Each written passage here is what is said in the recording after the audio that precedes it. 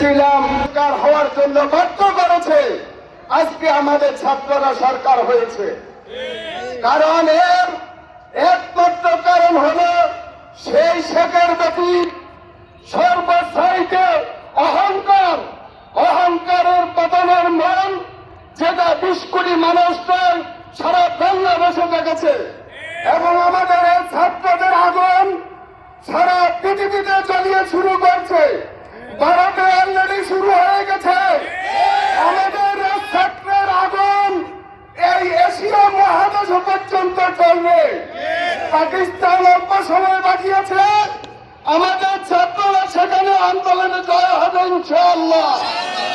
আমি যারা বর্তমান সরকারের জন্য স্বপ্ন দেখছেন তাদেরকে হুঁশিয়ার করে দিতে বলে চাই, আপনারা কোন চাঁদাবাদী সন্ত্রাস এই দেশে এখন থেকে চলবে না, চলবে না, চলবে না।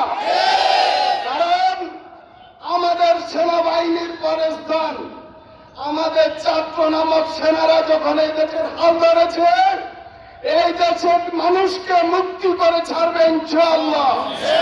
আমরা ইসলামী আন্দোলন ক্ষমতার জন্য রাজনীতি করি না।